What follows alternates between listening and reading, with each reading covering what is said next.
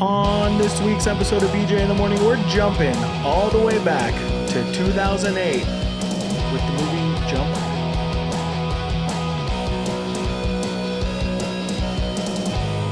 Welcome back to BJ in the Morning, your favorite dirty name podcast with even dirtier takes on movies, TV, and pop culture. My name's Brendan. And I'm Juan. And Juan, today we are doing it. 2008. Let's do it. We did it. We've already done it. I'm still like a little blown away with your jumping comment. Did you like that? I liked it a lot. On the spot, my guy. I liked it a lot. Spot. We got to tie our intro more into the movies we're watching. I want to apologize in advance. I might have a little bit of bad head. Stop. You're cute. Let's move on. Everyone knows you're the face of the podcast. We are the face. No, but you're the face. We are the face. I don't know why my chair's crooked. Because you play video games in here? Yeah, probably. Playing Arc Raiders. What's new? Yeah. Should we play something else? Probably. Will we? I don't know. Something about that game just makes me want to keep going back to it, but that's not what we're talking about today. We somehow bring our creators up at least once every episode. Once a month. Yeah, so today we're talking about Jumper. Jumper. You know what's funny? Jumping? Jumper. I barely knew her. I told myself earlier to pull up all the info on this movie, and I didn't do it. Jumper. We've already discussed this from 2008. And this is a movie that we have seen. Yeah, this is we have seen that. And we say it like it's the slogan, like the tag of the show. We have seen that.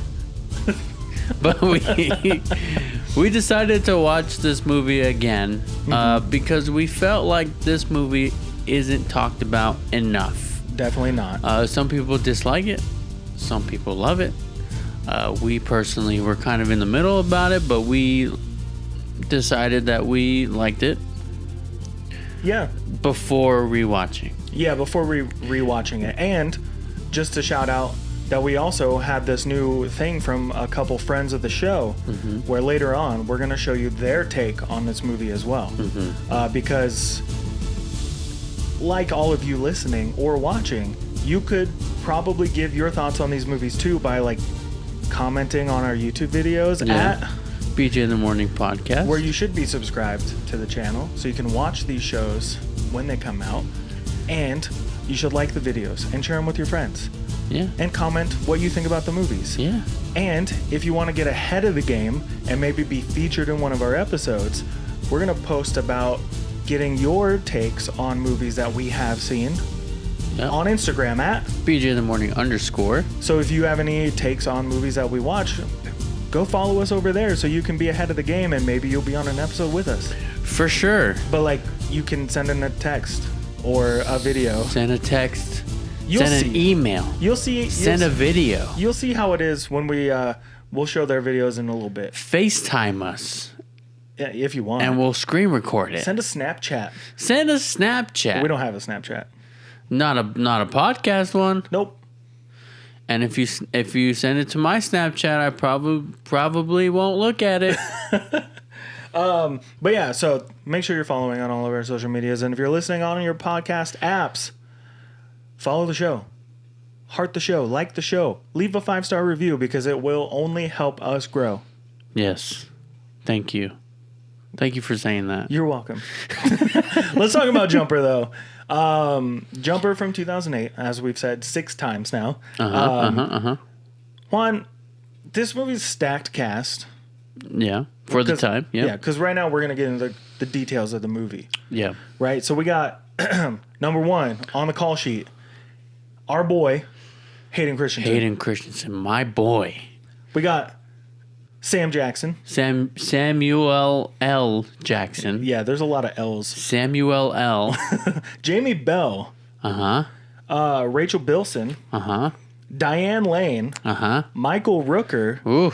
Anna Sophia Robb. And that's all the ones I'm going to go through right now. Right. Crazy cameo at the end. Kristen Stewart.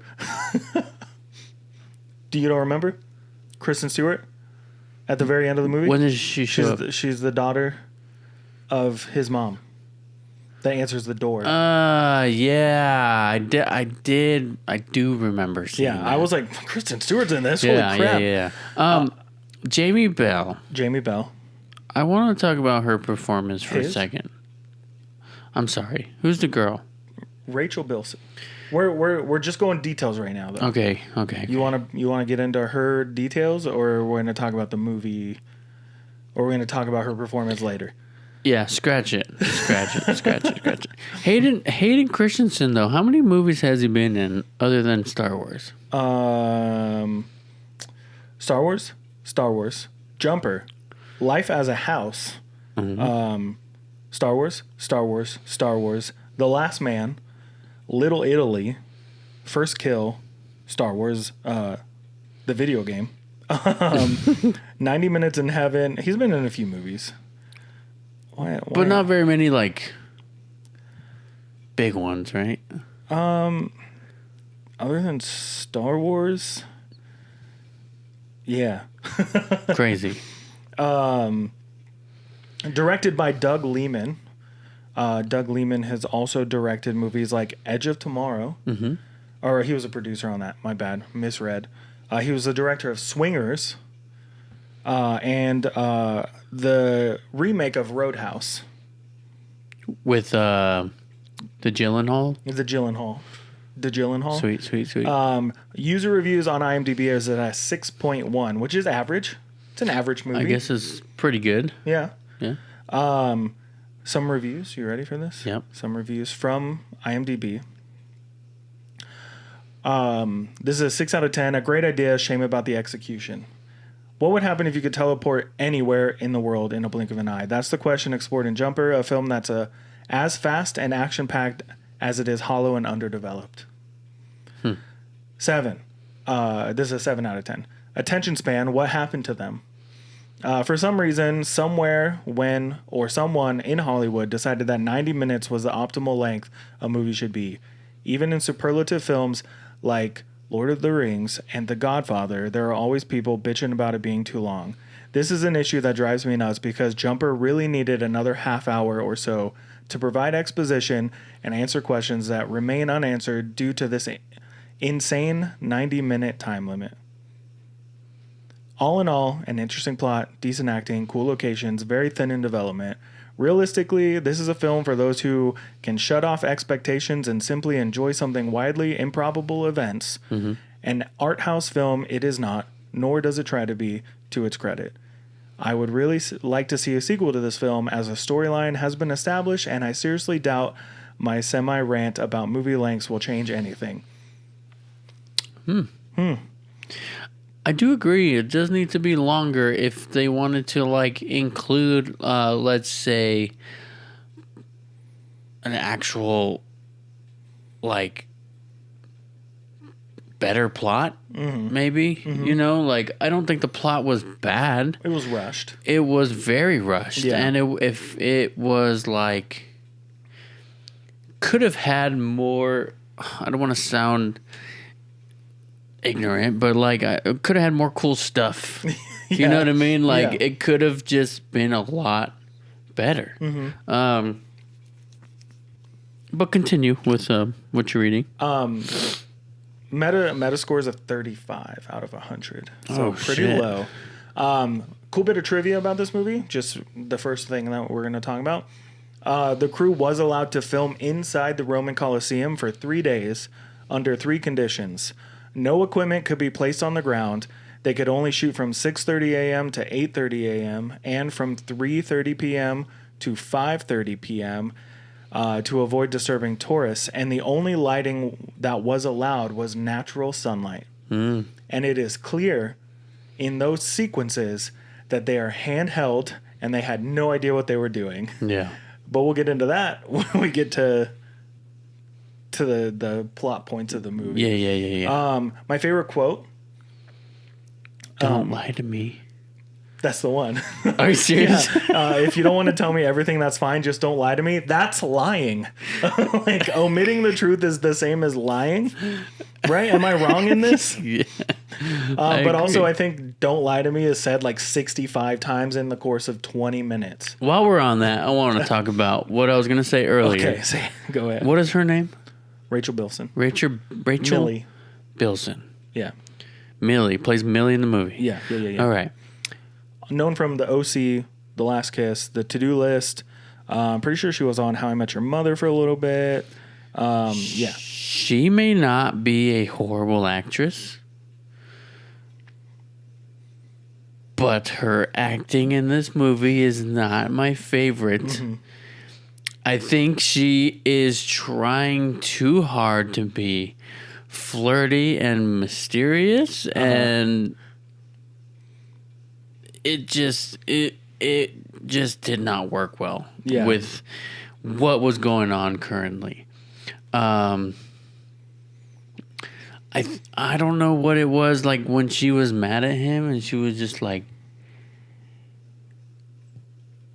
very whiny and very just take me home. Man. Just take me home. Yeah. And then she's like, when she finds out that he's a jumper and she's just like, what? What are you, freak? You know, like, I'm just like, she didn't say freak, but it just like was the vibe she was giving off.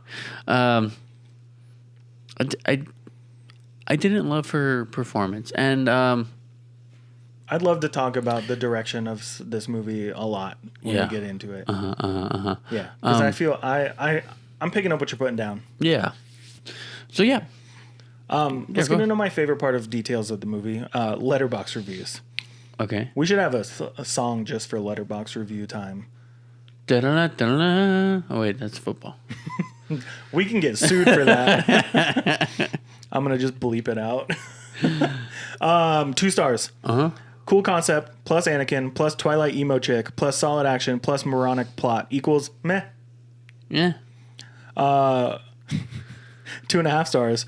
When Kristen Stewart opened the door at the end, I nearly died of laughter. But at that time, though, you probably didn't know who she was. 2008. I'd have to see what else came out around then that she might have been in. 2.5 stars. Man, I wish I could jump like Jumper so bad. That's it. Oh, where's the one I was just reading? It was so good. It basically was Mace Windu came back for his revenge. Because, you know. Right. Yeah. 3 stars. Massive guilty pleasure. I love how the main guy is just a dude who doesn't want to do anything good, and neither do the other jumpers. It's not good, it's corny, and there's so much dumb stuff, but it's fun, and Kristen Stewart shows up for 30 seconds. Everyone's talking about Kristen Stewart. The person who made Sam Jackson's wig should go to jail.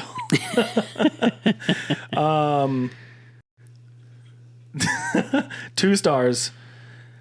At the end of this movie, Hayden Christensen leaves Samuel L. Jackson to die of starvation /thirst /hunger in one of those Egypt rock pillar cave things, and he responds by giving the DreamWorks face as the camera pans over some soft piano jazz. My friend, that was the Grand Canyon. Twilight came out in 2008. So... November 21st, 2008. I'm not sure when Jumper came out in parallel to that. Last one, I'm gonna read this 5-star review because we haven't had a lot of 5-star reviews. It has a quote: "You're not a hero, David. You're a jumper. You don't save the girl." That's the quote. It's hard for me to put into words why I love a certain film so much. It's hard for me to explain how it makes me feel or what it does to me on an emotional and almost spiritual level. Hayden Christensen has been one of my favorite actors of all time since I first saw his beautiful face in Star Wars Episode 2 Attack of the Clones. I almost immediately fell in love with both him and the iconic character of Anakin. Quickly, I sought out other films he'd been a part of. Jumper was one of those films. I absolutely adore the concept of being able to jump from place to place on the planet. It's a superpower that is absolutely fascinating. I love this film's plot, the cast, and especially Hayden and Samuel L. Jackson's performances. I've rewatched this film countless times, envisioning myself in David Rice's shoes. Lehman, the director, brought the Incredible Jumper book series to life with this adaptation. I really enjoy the books and find the film to be almost as great. I highly recommend it to anyone who is even a slight fan of Hayden or want to see Samuel L. Jackson do some more Nick Fury-esque actions in this amazing film. That's a pretty stellar review, I'm not going to lie. This movie came out on Valentine's Day, by the way, in 2008. Nice. Mm-hmm. Nice. This episode's coming out a week after Valentine's Day. Oh, yeah. Happy Valentine's Day. Yeah, we didn't say it on the last one. Yeah, so I think there's some mixed reviews from a lot of people, which I expected. Mm-hmm. Nobody said it was bad necessarily. No. I'd love to know, like, now that we're through a lot of the details, though, I want to know, when did you first see this movie? I remember when I first saw it. I don't. I think I maybe watched it after it was released. I don't think I saw it, like, in the theater or anything. I probably just watched it on demand. Yeah, I like, think one day. In 2008, we would have been juniors. Yeah. Going into senior year, I think. Yeah. You said Valentine's Day 2008, so at the end of our junior year. Mm-hmm. So I want to say this was about the time that we were going to movies more often because the Tower Theaters at the time was right down the street, and movies were pretty cheap.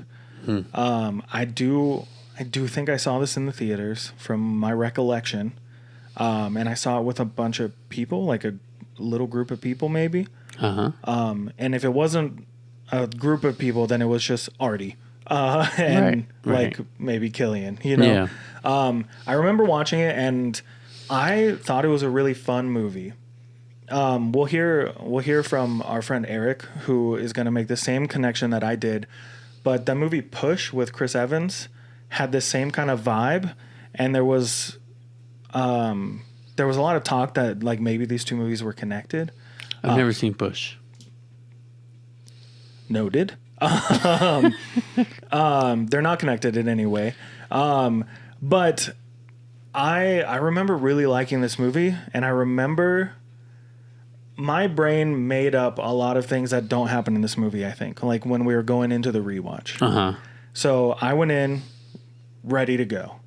I was like, I can't wait to watch this movie again. I haven't seen it in years. And then we watched it. And it's not at all what I remember, except for little bits, you know? Yeah. I just remember, like, it's almost like that nostalgia feeling, like being a kid and wishing you had that power. Oh, yeah. Like a lot of people talked about in those reviews, it's like, it's a very fascinating power to have. Mm-hmm. And it's a very fascinating thought to think, like, oh, I could just whoosh and be in China. Yeah. I can whoosh Yeah. and be at Fry's. Yeah. I can whoosh. Oh, you forgot milk? Whoosh. And come back with milk. Yeah. It's fascinating, but it's also cool to see that, yeah, if I were to whoosh and somebody saw me, somebody's going to want to investigate Probe or you? Somebody's going to want to not have whooshing. Yeah, there's always going to be some force that's anti-whooshing. Someone's going to be anti-whoosh, and they're going to come after me and my whoosh. And your whoosh. Whooshing. I think Whooshes. I think we should get down to the plot details of this movie, but I think we should also maybe hear what one of our friends said about their memories of this movie. Oh my gosh, I can't believe they're making me do this. All right, let's turn it on. Okay. All right. Hey guys, it's Kevin from Miserable Hair People here. So I was tasked by both BJ and The Morning to talk about the 2008 film Jumper. This came out like right when I was graduating high school and all my friends were like starting to get their own cars, and it just felt like total freedom where you're like, oh my God, we can like go to a store or go to the movies without our parents. And that's exactly what we did. We were just like, it's like a Friday night. Let's go do something. Like whatever's playing, it doesn't matter. So we went and saw Jumper. It was like, God, it felt like 6 of us all piled into like a 2-door car, which is always like fun when you're on the freeway. So we went in, and man, that movie was boring as shit. At least at the time. I'm sure if I rewatched it, I'd have a little like it appreciated it a little more. But at the time, I was just like, man, this thing is boring as fuck. So my mutual business partner, Sam, and I from Miserable Hair People, we've watched like, oh God, it's got to be like 75 bad movies on our show, and we always say the worst thing a movie can be is boring. And my recollection of Jumper is that it's just boring. Like, the idea is really cool, and I'll like make a reference to it in my like everyday life. But yeah, I just remember being like mostly bored during the watching of it. The only other thing I do remember is my friend who drove. Like, I don't think we went for his birthday or something, but like he was just kind of the reason we all went. During the movie, like they're like jumping around, and he like takes her to like Europe and Greece and Egypt and all this fun stuff. And I just leaned over and I was like, hey man, like if I'm taking a girl to all these places, like that's got to be worth at least some hand stuff, right? Like, because that movie was like weirdly, like I didn't think the actors had like chemistry, and it just felt like kind of weirdly like sexless. So yeah, that was my like reaction of just like, hey man, I gotta get at least a handy out of all this jumping I'm doing. And it started making him laugh really hard, to the point where like everyone in the theater like turned around to like look at us. And I was just like, I don't know why he's laughing, like whatever. So that's my only recollection of Jumper. So kisses, love you guys. My house arrest ends in like 3 months. So yeah, whenever that ends, we'll get together. So all right, bye. So Kevin. Thanks, Kevin. Thanks for the submission. Appreciate it. For the video submission. I do have to say, although I loved your video. And great to see your face. Yeah. I can't wait for your house arrest to end. They do have sex, by the way. Well, do they? He at least takes her pants off. That means sex in Once. PG-13 movies. Once. That's like midway through this hour and a half long movie, though. Here's the thing about that, right? He just got his ass whooped by Samuel L. Jackson. And then he immediately goes and boards a plane to Europe to impress his childhood girlfriend when he goes home to hide. Right.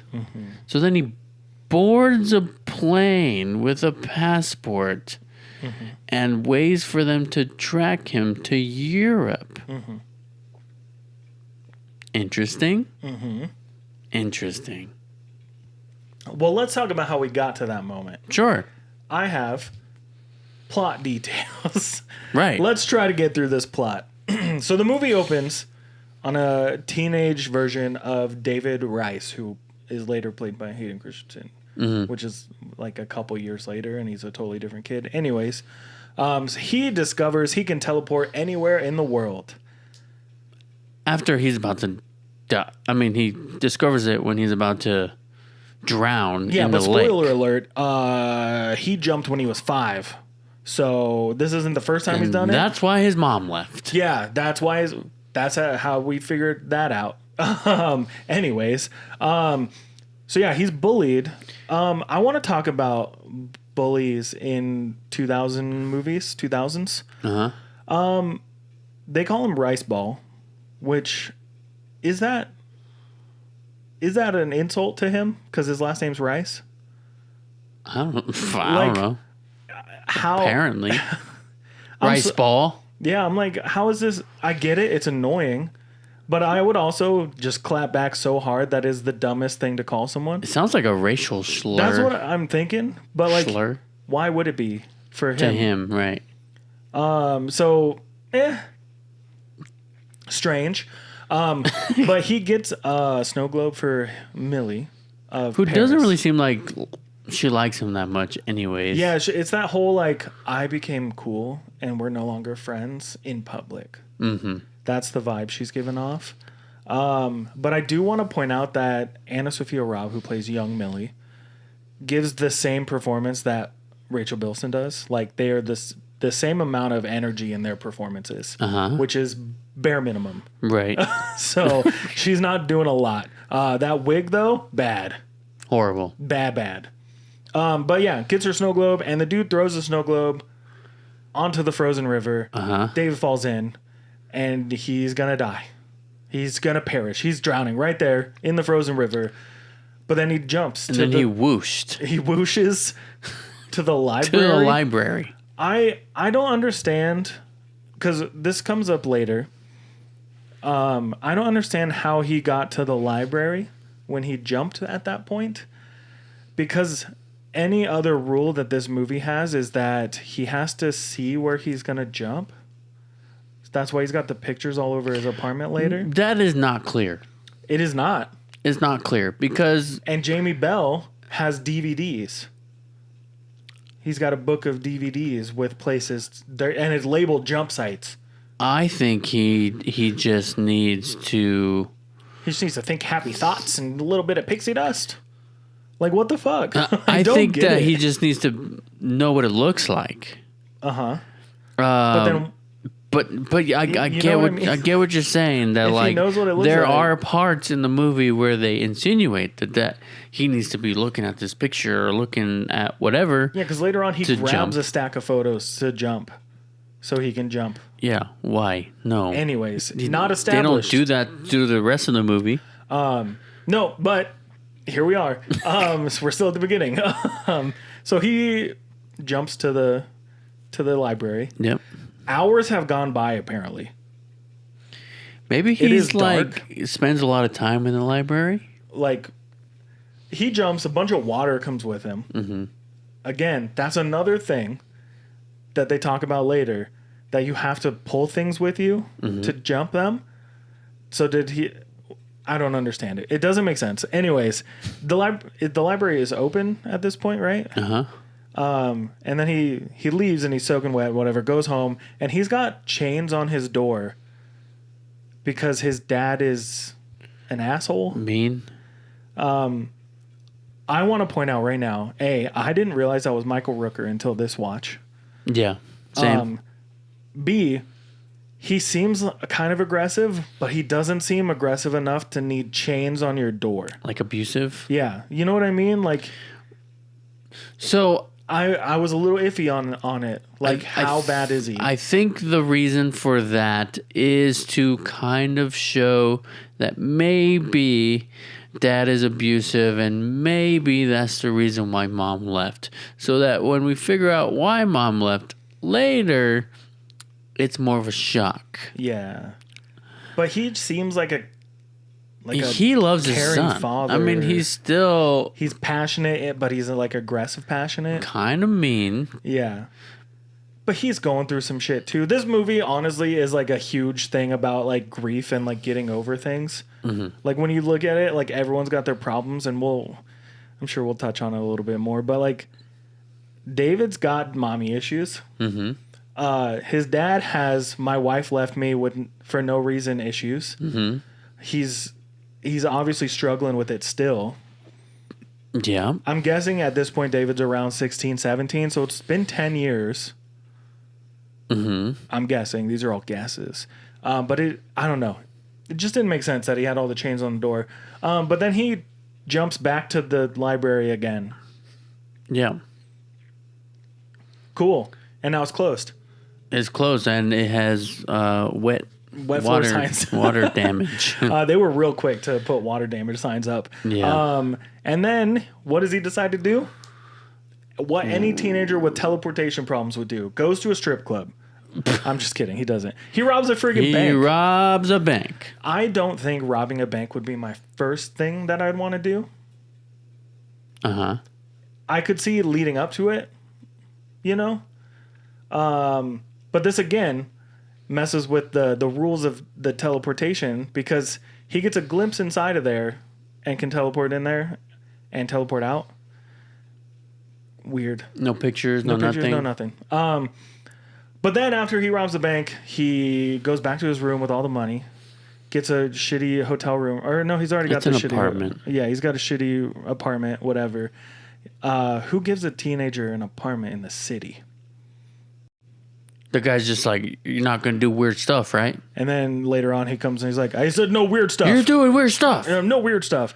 So then David apparently for the next X amount of years, because we're going to jump in time. He's been robbing more banks, leaving IOUs and notes saying, I'm so sorry I stole your money. Mm-hmm. If you were sorry, you wouldn't have done it. Now he's super rich. He's got a fancy freaking apartment, and he's Hayden Christensen. Right. So he's living the dream. And he's Anakin Skywalker. I don't think he's Anakin Skywalker. Anakin Skywalker. Sky Jumper. How many jumper jokes can we try to force down people's throats right now? Whoosher. The Whooshers. So yeah, he's been jumping around, living the high life. He's going to other countries to sleep around. Whoosh. That's what he's doing, right? Whoosh. Yeah. Watching this movie, I quickly realized he is still just a kid. Yeah. He did not grow up. He didn't. He has not grown up. Nor did he ever want to grow up. He was very happy and content living the life that he's living. Mm-hmm. I want to point out that he is lazy as fuck. Mm-hmm. This whole segment that we could have had of him jumping around to different places in the world, instead it's him jumping he whooshes from upstairs to downstairs. He whooshes to get something out of the fridge. He whooshes when he can't reach the remote on the couch. Yeah. This whole segment, this whole little sequence of him whooshing around his apartment I was so mad. It's like, who do you think you are? The jumper. He's But imagine he's so lazy. He doesn't even know how to use a door. But did you see that later on? Yeah. And he's like, hey, you haven't used the door in a while. I was like, shut up, dude. You didn't jump for 15 plus years in your life. You know how to use a door. Yeah. It's one. Yeah. Anyways. I get it. But like, then again, you get these powers as a kid. Yeah. And then you're constantly using them to do everything. Everything. He doesn't do anything with his feet or his hands. I can kind of see how that would turn into you being a man-child. Yeah. Who shout out Sabrina Carpenter doesn't do anything for yourself. Yeah. You know what I mean? You don't use your feet. Mm-hmm. You don't use your brain. You don't use nothing. You're not going to grow as a human being. Jump all the time. He's jumping the gun on being an adult. Okay. I wrote here that this whole thing though shows that he's not the hero. Mm-hmm. It's not a with great power comes great responsibility type of thing. I don't even know what it is. He doesn't follow the rules of superheroism. Yeah. At all. With great power comes great whooshes. With great whooshes comes great whooshing. Great. But it seems like all the jumpers are essentially, well, we saw 3. Yeah. In this whole movie. Yeah. Now they're trying to say that there's a whole web. There's a whole bunch of them. There's a whole bunch of them. We see 3. And apparently it's illegal to be a jumper. One of them dies as soon as we see them. Yeah, in a web. In a web of electricity. Electrified poles. The second one is David. Yeah, kind of a douche. Griffin? I'm talking about Griffin, yeah. Griffin. Kind of a douche. And not a hero either. Yeah, but he's more of an adult than David. Right. He's been jumping a lot longer. He's been doing all this stuff a lot longer. And he walks places. And we see him in the background of a lot of the things that David's doing in these opening couple minutes or shots or scenes. But back to the guy in the jungle. Because teleporting is illegal in this world. Do you know why? I don't, because the movie never explains why it's illegal. But guess what? There's a secret organization. They're called the Paladins. And their whole mission, their whole goal in life is to stop the whooshers. Right. The jumpers. Right. No more whooshers, no whooshing. Whooshers, no whooshing. It's never explained why they have this mentality.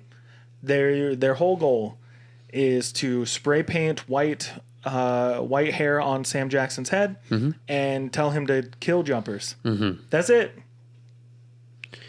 And he's the one who is essentially the unkillable. He is the... Sam Jackson? Yeah, he's the... Oh, what's his name? In the movie? Yeah. I'll find out. Roland. Oh, Roland's coming. Uh-oh. Yeah, and we'll see later that... We better go. Griffin's definitely on his trail. Yeah. But yeah, David has no idea that this whole battle between the Paladins and the Jumpers... Can we just point this out? I don't feel like the names work like Jumpers and Paladins. Yeah. I feel like it should be something else. Like not Paladins. Like Paladins seem like people that are fighting against the Crusade. You know what I mean? Yeah. Like Yeah. I don't know. It just it's such a weird. It's almost like they got lazy with the Jumpers. Like, oh, he just jumped from that place to that place. That's what they're called. Jumper. Whoosher. Huh? Jumper. Hey. Yeah, I think they could have been like evil witch or something, or fucking burn the witch. He's kind of like that character Nightcrawler. Nightcrawlers sound a little difficult, and that's what you call people who chase news stories and sell the footage to news stations. Right. So also Whoosher? haven't seen that movie. Let's move on. Sorry, buddy. Sorry. So David finds out about Roland because he shows up at his apartment. And Roland's like, I've been looking for you. Like, Since he robbed the bank. The first bank. And he's got all his IOUs and everything they're all there, right? Who leaves a note? That's a save the cat moment. Because he's supposed to be the good guy, which is why he left notes. Do you know about the save the cat thing? No. Like superheroes save cats? Kind of, yeah. From trees? Kind of, yeah. This screenwriter who really, like, has a whole thing about being I know everything about screenwriting, hasn't really written that many movies that are worth a damn. But to prove to the audience that your character is a hero, they must do something that is considered saving the cat. Like a firefighter saves a cat, and you're like, that guy's a hero. Superman saves the squirrel, hero. So David's save the cat moment is, I left notes saying sorry. Sorry I stole your money. It doesn't make any sense. But then he gets his ass kicked by Roland. Yeah, Roland is like... It's the hair. It's the hair, dude. He's got superhuman hair. Surprisingly super strong. Because he's been training his whole life to take on jumpers. But, like, dude, if you're that strong, then you are part of the problem. It right? is. It is what that review said, though. Mace Windu came back for revenge. He tried. But if he's that strong, then he's just as bad as jumpers. Why aren't they trying to kill him? Yeah, I was waiting for him to be a jumper as well. Yeah. And he flipped sides like only a jumper could take on a jumper. Whoosh. I'm a whoosher. Whoosh, whoosh. Whoosh, whoosh, whoosh. Whoosh, whoosh, stab. Whoosh, whoosh. Whoosh, whoosh. Electrify. Whoosh, whoosh, whoosh, whoosh. That would have been a much more exciting fight at the end. Yeah. So, yeah, David gets his ass kicked, goes back home to see Millie at the bar. She knew he was there the whole time. Mm-hmm. The whole time. Mm-hmm. And then goes to Rome. With her. Just says, hey, we haven't seen each other. You thought I was dead? Let's go to Rome. And David's afraid to use his powers. In front of her. Well, also because of Roland. He's a little nervous. He doesn't want to use his powers with her. Yeah, but he teleports that dude to the bank vault. Yeah, mistake. That'll come back to bite him in the ass. Oopsie. So they go to Rome. They break into the Colosseum. And this is where we meet Griffin for like real. He's peeing in the Colosseum. Mm-hmm. Why is he there? He's following David. Yeah. But they need to meet, and they're going to do this cool jump battle thing because some paladins show up.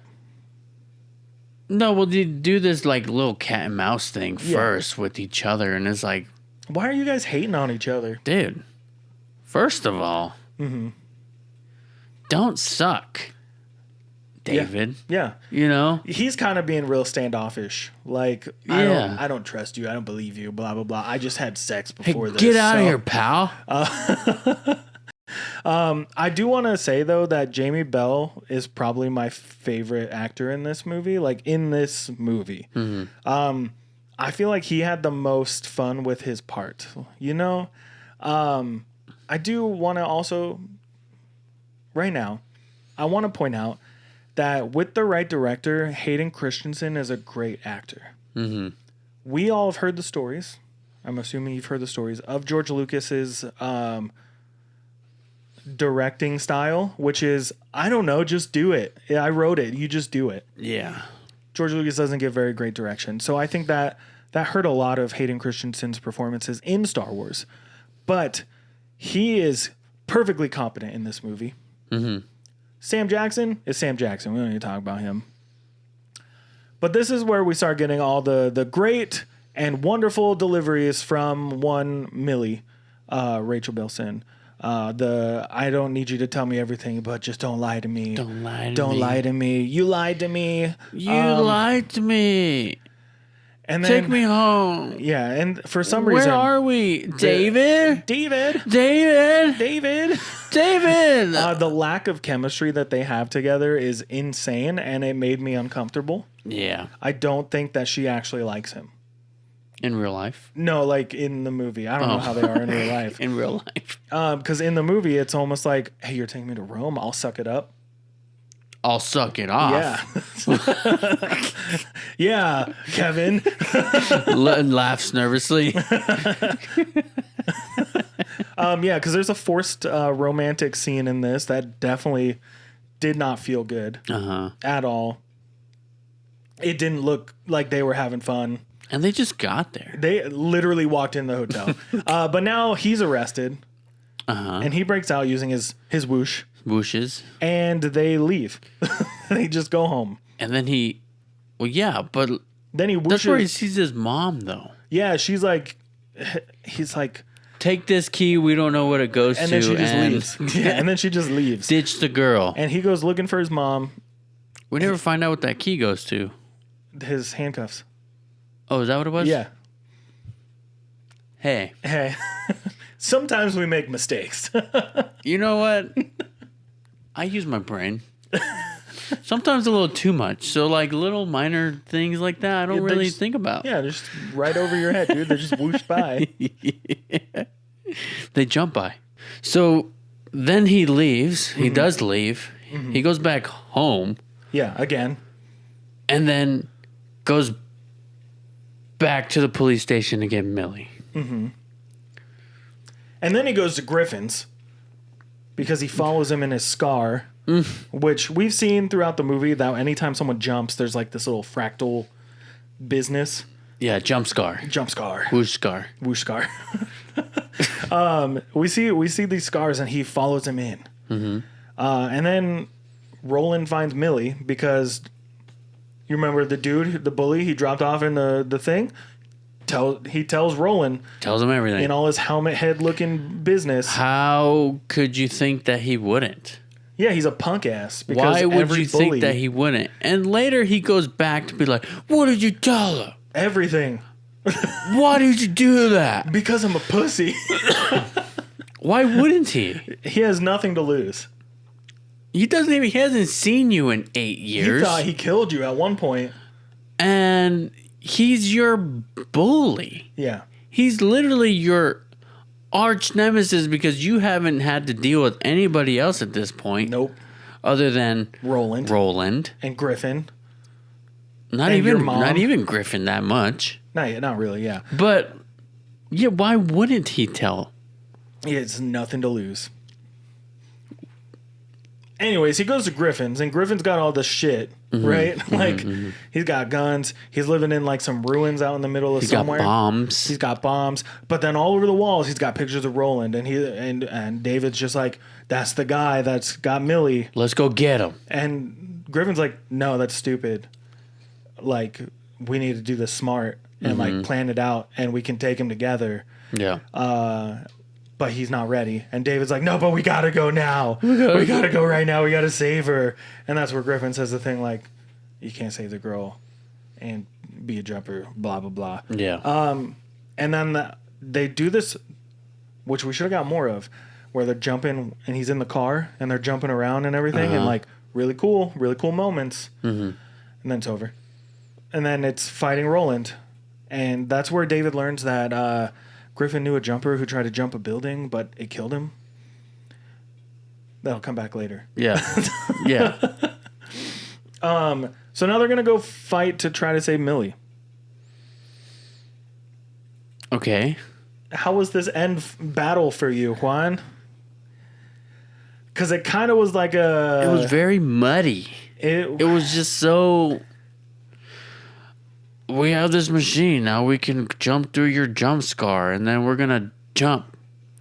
And then we're going to fight here. And we're going to kick your ass. And then we're going to jump again. I do like when Griffin goes and jumps and then brings a double-decker bus back to throw at Sam Jackson. And Sam Jackson just kind of jumps out of the way. No, he jumps into it. He, like, underneath it. Yeah. And it's not the jump. It's just a regular. It was just a regular. Jump. It wasn't a whoosh. It wasn't a whoosh. It was just a regular. He dive rolls out of the way. Jump.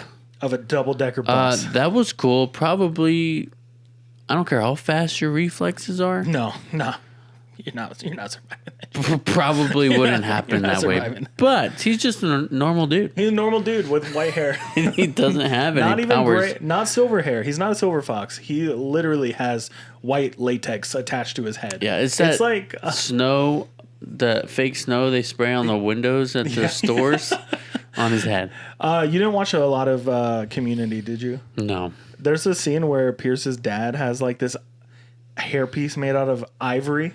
And it's just like a helmet, but it looks like hair basically. Like it's so ridiculous. But every time I looked at Sam Jackson in this movie, that's all I thought of. That's all you could think of? Yeah. So they go back. Millie's held hostage in her own apartment, and David jumps there to go get her. Does Griffin die? I can't tell. Yeah, I'm not. That's unclear. We'll find out in the sequel. So David goes back to try to save Millie. Roland's there. He's getting his ass kicked again. He's being electrocuted and trying to jump the entire apartment, which he does. Where do they jump to? The river. I think it's underwater. Yeah. It's the river, and then they go back to the library. Yeah. When he gets out. But he jumps Roland to the Grand Canyon, like we discussed earlier. Yep. Leaves him there to die. Yep. And then it's over. Then the movie's over. I mean, Roland's still alive. For the sequel. But honestly, I thought the movie was going to end right there. It doesn't. It cuts to a snowy house. And David's knocking on the door, and I'm like, whose house is this? And then Kristen Stewart opens the door, which you didn't realize was her, I guess. No, I did. It just didn't blow There's your mind. a lot of stuff at the end of this movie, like it was so rushed. Oh, yeah.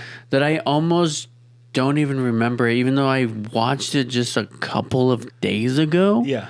And I'm like, almost reliving that last scene as we're talking about it because I forgot. Yeah.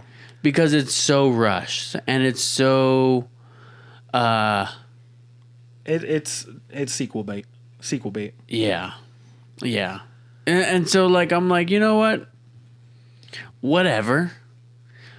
Either way, what happens when his mom's not there or something? No, she's there.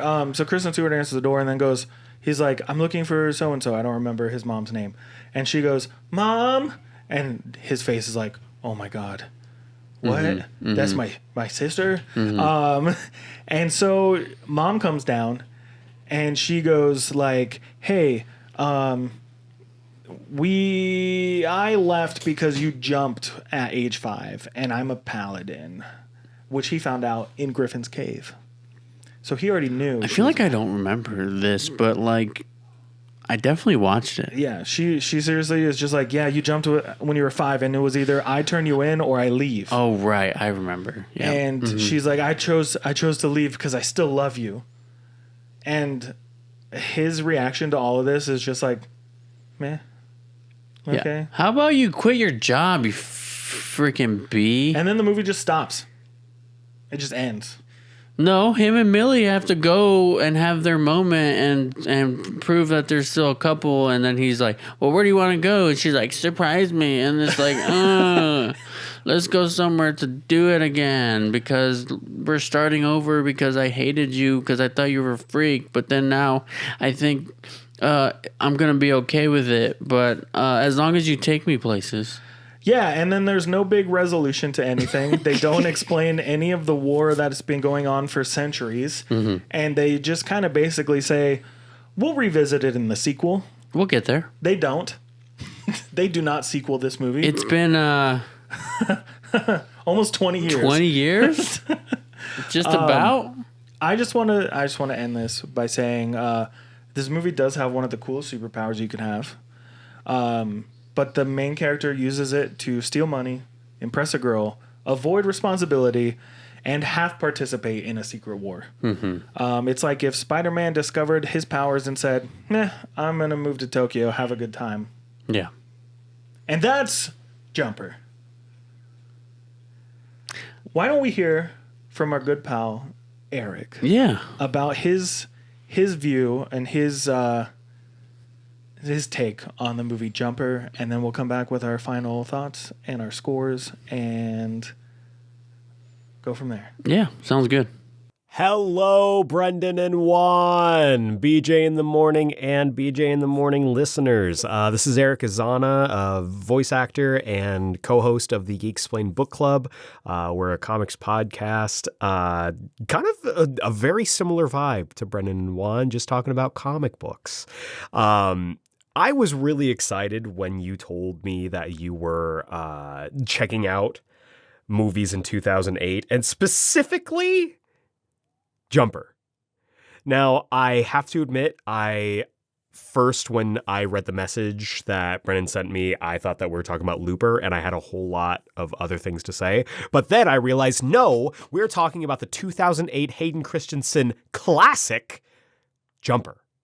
This was around the same time that I think Push was also coming out with Chris Evans. And I still have this dream deep in the recesses of my mind of a Jumper Push crossover. It doesn't make any sense. The rules of both power sets are very different, but I still believe it can happen. But for this movie, I thought it was really fun. Hayden Christensen was honestly trying to find something after Star Wars and looking to jump into another franchise. And this thing, let's be honest, gang, there was no future for this, but they tried real hard. I mean, you got some killer people in this cast, like Samuel L. Jackson, I think, is in this. Diane Lane, I distinctly remember, as his mom. Just a crazy thing to think about. It wasn't. I am racking my mind right now. No, it's not. He was in Fan Four Stick from Jamie Bell. Jamie Bell is also in this movie, and I think Jamie Bell is the kind of actor that you always forget that he's an actor, and then he shows up in something and you're like, oh yeah, Jamie Bell. It's funny. I haven't seen this in years, and having Brendan bring it up gave me a huge wash of nostalgia, and I'm probably going much longer than he expected or asked me to. But Jumper, a fun time from what I remember. Granted, haven't seen it in years, don't remember most of the movie, but I remember having a good time with it and really hoping that this was going to be a vehicle for Hayden to continue to rise when it comes to like his star power. Didn't happen, but them's the breaks, kid. But yeah, Jumper, a fun time. Thanks for having me on, guys. All right. Thanks, Aeric. We really appreciate your insight, and gosh, You know what's funny is his audio quality is way better than ours will ever be. That's not what I was going to say. Oh, my bad. Okay. But he's also a professional voice actor. We just got to shout him out for that. Shout out to Aeric. And Geeksplain podcast, Geeksplain. Yeah. I always just call them Geeksplain. So Geeksplain Book Club podcast. Yeah. Anyways, what were we gonna say? Just like you said, this movie is a lot of fun if you don't criticize it. Yeah. Which, would I watch it again? Yeah. Yeah. Probably. But like if we're thinking about it in a critical aspect, we're trying to break it down, we're trying to make sense of it. It is not the greatest of movies. As far as the plot, as far as the plot holes, as far as the whooshes, it's not a great movie, but it is a fun watch. So if you are going to watch this movie, don't think too much about it. Don't ask questions. Just watch it. Yeah. And enjoy the whooshes. And enjoy the fact that Jamie Bell's character and Hayden Christensen's character have different noised whooshes. Did you notice that? I didn't. I'm going to have to go check it out. One of them is a little higher pitched than the other, and it doesn't make sense because they have the same power. Yeah.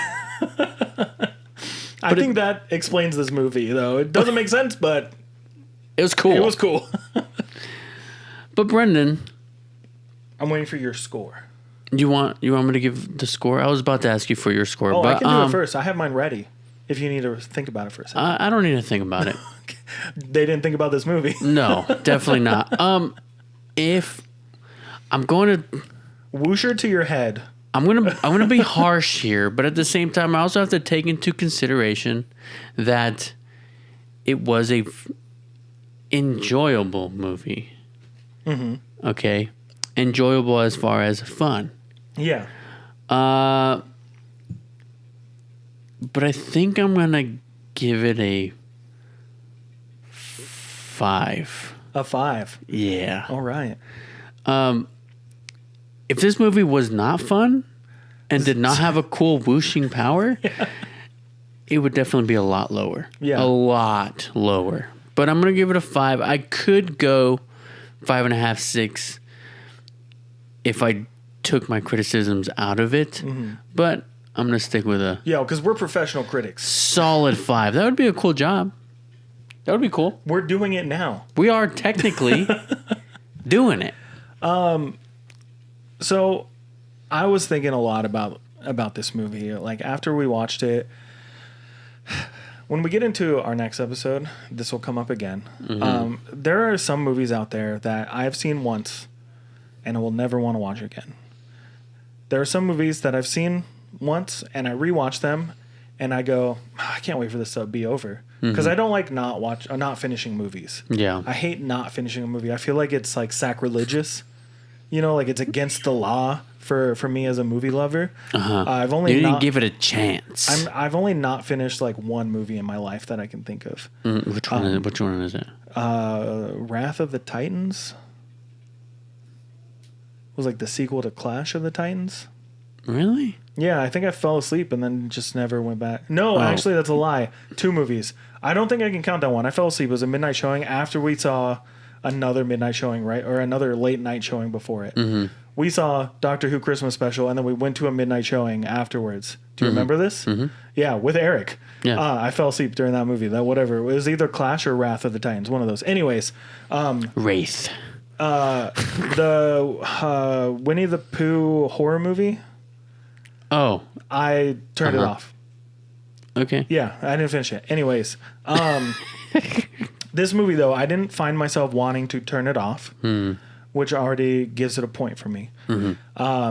I will probably rewatch this sometime in the future, and I will not complain about it. I thought, like I said, Hayden Christensen is a great actor when he has the right people supporting him. Because in Star Wars, he's super whiny, and he's not really... I don't really feel like his character is fleshed out a lot, and that's because George Lucas is a bad director. I don't know Lehman and his directing and his movies, like a lot of the movies that we talked about that he made. I don't follow them. I'm not super into them. But I think Hayden Christensen really stepped up his acting game in this compared to Star Wars. I think he should be more well known for this movie. It's not talked about when you talk about Hayden Christensen, you know? Sam Jackson, despite the hair color, because I think it's just really hard to get past, he delivers a really great villain portrayal. Stole the show. He's really great. Jamie Bell's great. Rachel Bilson, I feel like they focused so much attention on the three other leads that she didn't get any kind of direction. But her acting is pretty on par to where I know her from other things, like in How I Met Your Mother. She's just kind of a blank stare, you know. She is an attractive actress. She's nice to look at. She has qualities. There are moments in here where I'm like, yeah, okay, I see it. But the sequel baiting at the end, all those things combined, I'm giving it a 5.5. 5.5. It is not a bad movie, but it is definitely not a good movie. It's right in the middle. I gave it the 0.5 though because I like Jamie Bell so much. And I think he really elevates this portrayal of a jumper, and I wish we got more of him, and I wish it felt like he was a little less just shoved into the mix for bits. Or maybe if this movie was about him, it could have been cool. If it followed him and then he met David and he was trying to show him the ropes a little bit. But again, this is based on a book, so it was already a established world and story and everything. So I don't know. I didn't read the book. Me either. I'm not gonna. Me either. So that is our review and nostalgia trip on Jumper. Do you have anything else you want to say? I wish I could whoosh. We could whoosh. You could whoosh. I could whoosh. We could whoosh. Can we whoosh? We could whoosh. Whooshology, dude. It's the study of whooshing. All right. You're going to have to teach me that. Yeah, we'll do it after we plug our socials. So, thank you so much for making it this far into the episode. If you have made it this far, you should already have subscribed on YouTube or your podcast listening apps because, let's face it, if you made it this far, this is probably the best episode we've done of this new format that we're doing. So, subscribe. Drop a follow, drop a subscribe wherever you're at. And if you're listening on any of your podcast listening apps, leave a 5-star review. Tell us what your favorite whoosh was in Jumper. And leave a 5-star review so we can keep making these fun episodes. If you want to see more clips and interact with us a little bit more over on Instagram, you can do that. On Instagram, we are BJ in the Morning _. There you go. And on YouTube, if you want to watch the videos, you can see our friend Kevin in all his puppet glory. You can see him, and you can see sometimes I add in clips from the movie throughout the episode, which is really fun. But you can do that on YouTube at BJ in the Morning Podcast. And now, this is the part of the show where we say bye. So thank you so much for listening to this week's episode of BJ in the Morning. My name's Brendan. And I'm Juan. And we'll talk to you next time.